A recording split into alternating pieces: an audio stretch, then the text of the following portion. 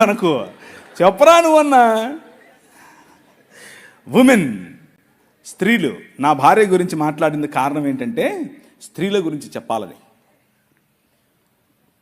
స్త్రీలకు ప్రభు అయిన యేసుక్రీస్తు వేసినటువంటి పెద్ద పీట, ప్రభు అయిన యేసుక్రీస్తు ఇచ్చినటువంటి ఆ గౌరవం.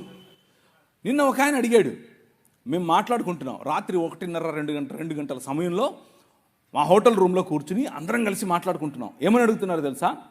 అవునండి, 12 మంది శిష్యులు ఉంటే ఒక్కడు కూడా స్త్రీలు లేరు కదా అన్నాడు. అబ్బా, ప్రభువు గుండె పిండేశాడు. ఎట్లా?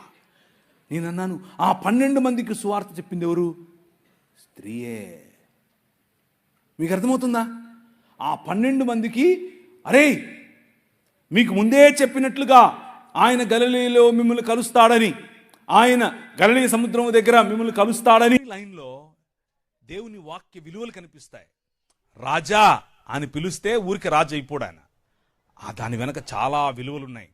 ఆయన పాపుల రక్షకుడు, నాగరికతలకు కేంద్రం, సత్యమైన వాక్యం, అనుపమైన సత్యం, అపూర్వమైన వ్యక్తిత్వం, సర్వోన్నతమైన మార్గం ఈ రాజు. అది నీ రాజు. మామూలు రాజు కాదు, ఊరికే అటు ఇటు వచ్చే రాజు కాదు. ఆయనకు సాటి ఇంకొకరు లేరు.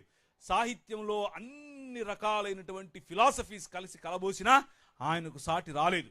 తత్వశాస్త్రంలో ఆయనే ప్రముఖుడు, వేదాంతానికి ఆయనే మూలం. అది నీ రాజు. మామూలు రాజు కాదు. He is the king of this world. యుగ యుగములకు ఆది అంతం ఆయనే.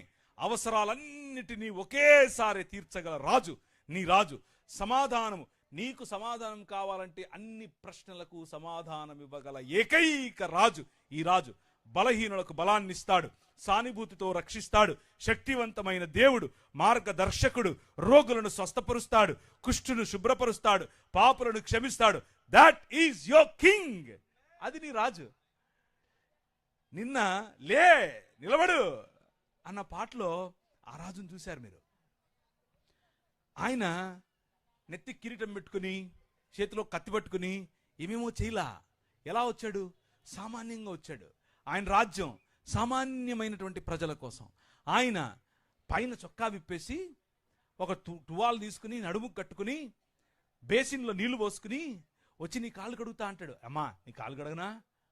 అయ్యో మీరు కడగడు. ఎగరండి. ఈ గోదావరి జిల్లాలకు వస్తే ఇదొక తగులుతుంది నెత్తికి. ముందొక అయ్యగారు, మధ్యలో ఒక అయ్యగారు, లాస్ట్లో ఒక అయ్యగారు.